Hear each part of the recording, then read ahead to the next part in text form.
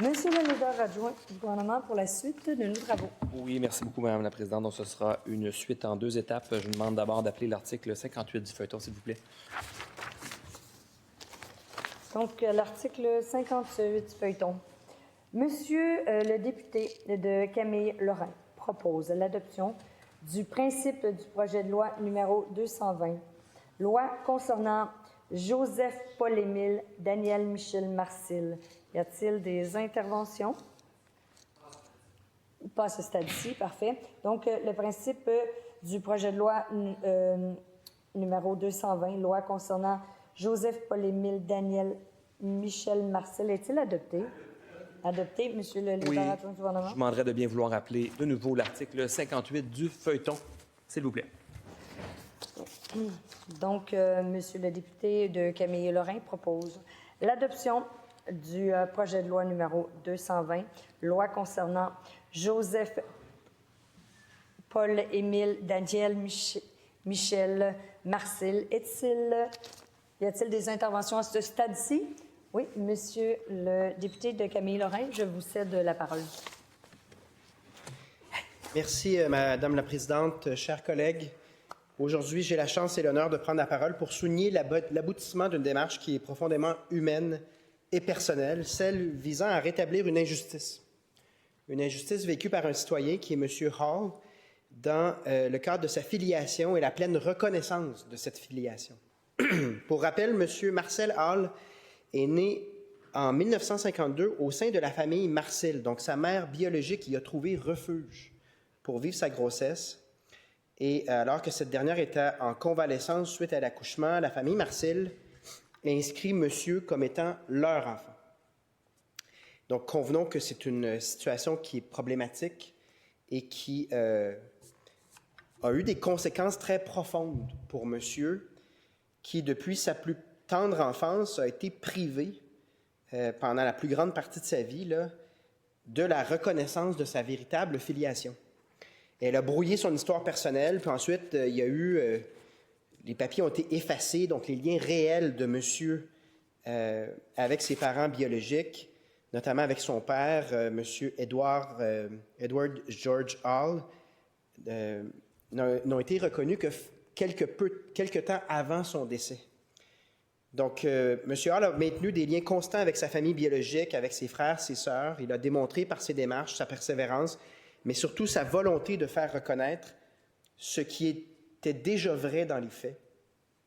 Les tests d'ADN, les écrits, les témoignages, la relation vécue, tout converge vers cette même réalité, une réalité qui n'a jamais été reflétée par l'État québécois. Madame la Présidente, ce projet de loi n'a donc rien d'un geste symbolique. C'est beaucoup plus profond que cela. C'est l'expression de ce que notre Parlement peut faire de plus noble, réparer une injustice lorsqu'elle ne peut être corrigée autrement. Il y a les cours de justice, évidemment, qui font ça, mais nous avons également des leviers dans la quête de justice pour les citoyens. Et c'est faire preuve d'humanité face à la détresse d'un enfant qui est ensuite devenu un homme, sans le pouvoir de connaître et de faire valoir sa véritable filiation. Donc, ce projet de loi, il est voté, sanctionné, et il permettra à monsieur de porter non seulement le nom de son père, mais également de se considérer aux yeux de l'État et de la société comme l'enfant légitime de la famille Hall et Chevigny. Son histoire et sa vérité méritent d'être pleinement reconnues ici, et comme député de Camille Lorrain, ça a été un privilège de pouvoir soutenir cette démarche-là. Sa dignité, sa sincérité, sa persévérance sont touchantes, ont touché plein de gens ici. Ses parents biologiques sont décédés depuis longtemps, mais sa demande n'en est pas moins importante parce que la quête de justice est toujours importante et c'est peut-être la quête de chacune de nos vies. Le travail de député, c'est souvent de débattre de chiffres comme on l'a fait aujourd'hui, puis d'accuser l'autre parti que c'est pas ça qu'il fallait faire. Mais ça fait du bien, puis c'est important de rappeler que le devoir d'élu au sein de cette Assemblée nationale, c'est aussi de servir les citoyens de toutes sortes de manières, et des fois, c'est de réussir à mettre un baume sur des injustices ou des histoires qui méritent qu'elles soient connues, qu'elles soient racontées. Derrière chaque loi, il y a des êtres humains, et c'est ça le rappel aujourd'hui.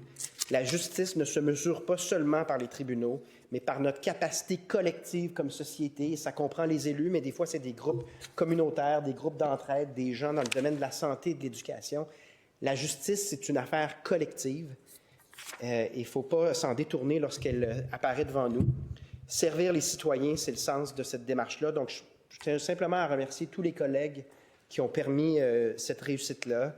Un merci dans mon équipe à Pascal Bérubé, parce qu'étant peu nombreux, on s'est relayé pour qu'on puisse atteindre cet objectif. Ça a été fait avec sérieux. Donc, merci à tous les parlementaires, tous ceux qui ont contribué finalement à ce que la lumière soit faite. Et je veux adresser à M. Hall un message simple mais fondamental. Votre histoire a été entendue et votre persévérance a été récompensée et reconnue. Votre vérité, elle est reconnue. Notre institution corrige ce qui aurait dû être corrigé depuis longtemps. Alors voilà. Merci, Madame la Présidente. Je vous remercie, Monsieur le député. Maintenant, je cède la parole au leader adjoint du gouvernement. Oui. Député de Chapleau également. Oui, merci beaucoup, Madame la Présidente. C'est effectivement ma qualité de député de Chapleau que j'interviens à ce stade-ci. La dernière étape, en fait, du projet de loi est à l'adoption. J'ai eu l'occasion d'intervenir et d'être présent lors de l'étude détaillée de ce projet de loi-là. Et c'était une histoire très touchante, un drame humain qui nous a été présenté de la part de M. Hall. Il a été, en fait, arraché à ses parents à sa naissance, sans le consentement de ses parents. Et toute sa vie durant, cet événement l'a suivi, l'a marqué, et il a tenté de évidemment faire corriger cette situation-là.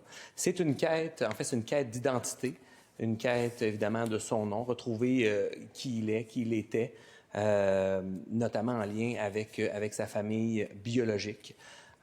Et donc, c'est l'aboutissement d'un long processus. Il nous a parlé que ça a été un parcours du combattant pour retrouver cette identité-là. Il a eu également l'occasion de connaître ses parents biologiques, également sa fratrie biologique, malgré le fait qu'il ait été, comme je le disais précédemment, arraché à sa famille biologique par la famille Marcil. Et aujourd'hui, bien, je pense que c'est un acte... C'est un grand geste qu'on vient poser à l'Assemblée nationale, redonner l'identité véritable et véridique à M. Hall, dans le fond. Et évidemment, j'aimerais lui souhaiter beaucoup de sérénité, beaucoup de paix et un bonheur retrouvé. M. Hall, on a eu l'occasion d'échanger lors de l'étude détaillée. Eh bien, c'est ce que je vous souhaite. Ce bonheur retrouvé, puis cette identité aussi retrouvée. Et donc, bon succès pour la suite. Merci. Merci, Monsieur le député. Maintenant, je cède la parole à Monsieur le député de l'Acadie. Merci, Madame la Présidente. Alors, il s'agit en effet d'un dossier unique, dans une situation unique. Nous avons eu l'opportunité d'écouter lors des consultations M. Marcil, qui est en fait M. Hall, et je dois vous dire que son témoignage était particulièrement touchant, puisque ce qu'on comprend, c'est que pendant toute sa vie, il avait cette recherche, cette quête identitaire civile. Il recherchait, il voulait faire reconnaître son identité, et c'était au fond le combat de sa vie. Alors, aujourd'hui, évidemment, c'est une bonne chose, c'est faire œuvre utile, bien sûr, en ce Parlement, que de pouvoir faire en sorte qu'on va reconnaître et qu'il va avoir finalement le nom qu'il aurait dû avoir à la naissance. Cependant, je vais me permettre certains commentaires et ajouter clairement qu'il s'agit ici, avant tout, d'un dossier de filiation. C'est ce que M. Hall recherche, ce n'est pas un dossier d'adoption, c'est un dossier de filiation. Et dans notre Code civil, je souligne que le tribunal est le seul compétent en matière de filiation. Ça ne veut pas dire qu'il ne pourrait pas y avoir d'autres forums. La preuve, on est ici cet après-midi devant vous, mais je pense qu'il est bon aussi de reconnaître. Vous savez, au Québec, on est particulièrement chanceux. On a une tradition civiliste, on a un Code civil. C'est à peu près unique en Amérique du Nord et c'est certainement unique au Canada. Donc, il faut rappeler ça. Et il y a des dispositions dans le Code civil qui permettent de reconnaître une filiation. Cependant, le cheminement de ce dossier a été différent et donc le Parlement a été saisi de ce projet de loi privée. Je vous dirais également qu'il s'agit d'une procédure tout à fait extraordinaire, mais il est peu probable que d'autres dossiers de la même sorte se représentent devant le Parlement, parce qu'en effet, M. Marcil ou M. Hall a vécu d'abord un parcours qui est vraiment tout à fait unique, mais ce qu'il a vécu à la naissance est aussi totalement unique parce qu'on a eu la chance de lui poser des questions. Il a été enlevé. On a mis en fait sur son extrait de naissance des gens qui n'étaient pas ses parents. Il nous a même dit que probablement que le nom de sa mère qui avait été inscrit, une personne qui n'existait pas. Il a réussi tout au long de sa vie à retrouver ses parents biologiques. On nous a parlé évidemment d'un test d'ADN pour avoir cette certitude.